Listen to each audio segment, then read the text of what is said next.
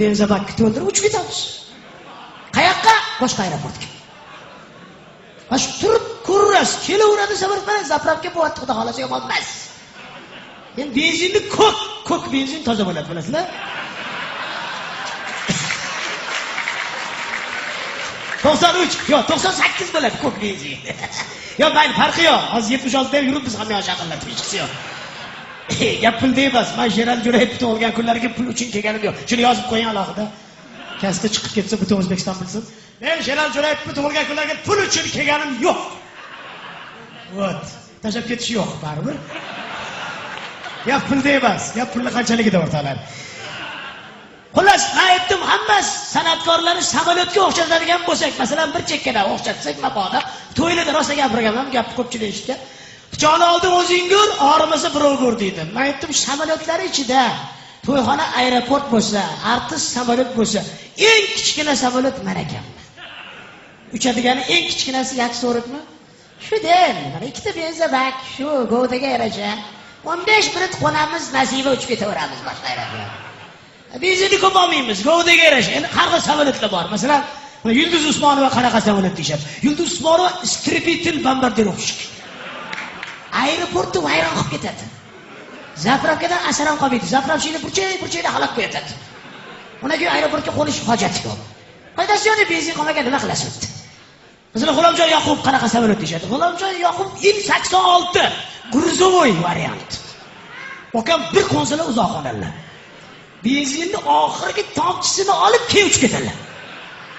Aeroport yoqib qolsa qaytib kelishlari ham mumkin. Ha, siz dozapravka ukadinglar. Endi so'rashadi, ustoz Sherali Jo'rayev qanaqa samolyot olimlar deb turaman men. Kalta esamayman nima? Endi gapirish kerak. Kerak ham Boeing. To'g'risi. Yo'q. Yo nimaga deylar? Men bilaman uchun xarakterini. Boeing shunaqa samolyotki, mana shu aeroportni mashta keladi-da, aeroport yoqsa, sig'sa qo'nadi. Yoqmasa mashta qaytib ketadi. Ko'rganman-da. Chunki unga zapravka voqea kerak emas. U qilgan zapravkalar 10 marta uchishga yetadi bemalol. Lekin bir qo'nsa fuolli zapravkaga kechib ketadilar.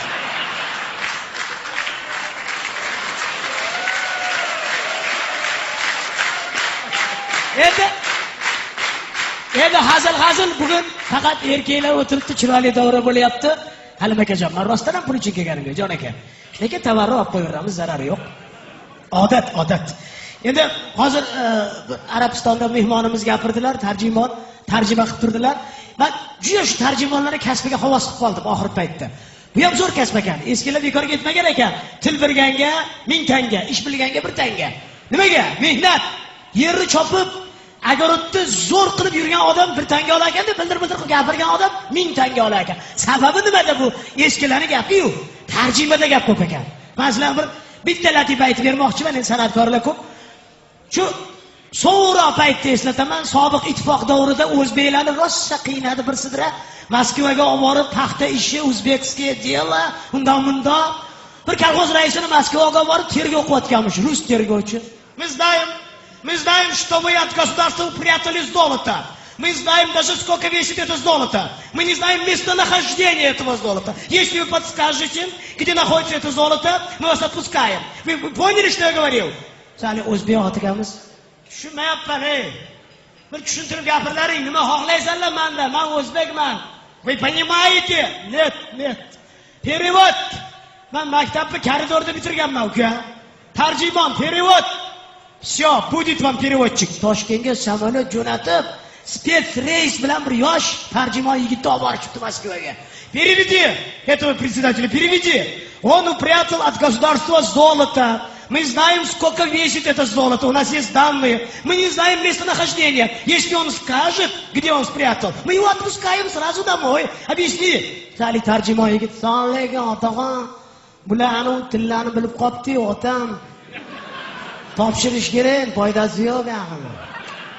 Yashayman desangiz topshirasiz, otaxon." Menda tilla yo'q-ku. Что он сказал? Он сказал, у меня ни грамма золота нет, сказал.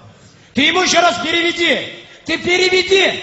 Ты объясни, это не шутки. Под нами есть подвал. Он здесь на 15 лет останется. Вот там tegimizda podval ekan-u.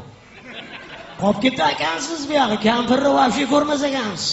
Topshirib ola qoling, boshqatdan yig'ib ola zotaqa. Mayli. Aytganim bo'lsin, soq qo'yib yuborsa bo'ldi. Perivaldan shunday tushishi bilan popga yetmasdan chap qo'lda chinor bor. Shunday qo'porsa tagida 17 kilo oltin bor. Hovlimizga kirsin, tandirni adarsin. Tandir orqasida 12 kilo oltin bolalar nasibasi tashab qo'yganman. Keyin tom orasiga chiqsin, 3 ta plaga asal. Asallarni to'ksa har birida 15 kilodan 45 kilo tilla bor. Boshqa tilla yo'q, kambag'alchilik. Что он сказал? Он много говорил. Tarjima qotganmish. Он сказал, хоть убей, хоть зарежь, хоть расстреляй. У меня ни грамм золота нет, сказал.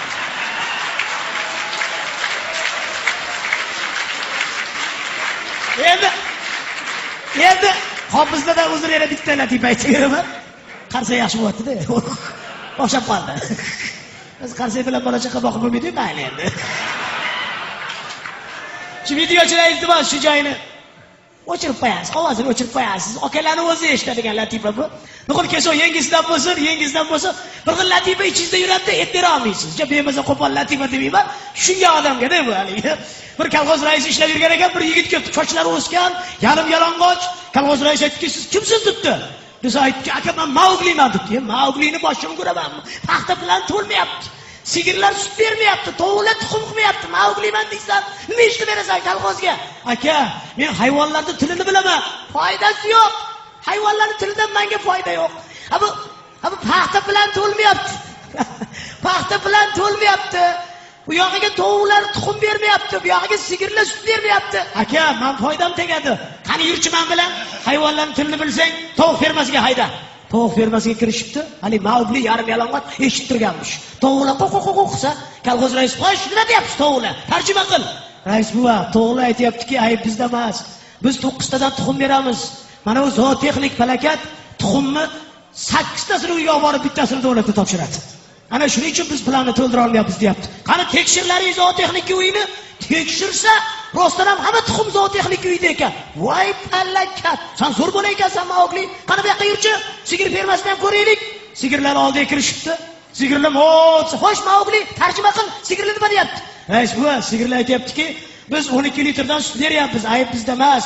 Lekin zootexnik falokat sutni yarmidan ko'pini agronom ikkalovi o'g'irlab 6 litrni davlatga topshirib, qolganini qatiq sut qilib sotyapti. Yo'q, tekshirib ko'rlaring. Borib tekshirsa 4 sisterna qatiq sut agronom uydan chiqibdi. Voy Maugli, sen yaxshi bola ekansan, va. Sen bizni kolxozga kerak ekansan. Yur bu yoqqa. Uyimda mehmon qilaman. Rais buva shunday uyga olib borib, eshikdan kirib ketsa, rais buni yaxshi ko'rgan eshik tagida boylar o'tirgan ekan.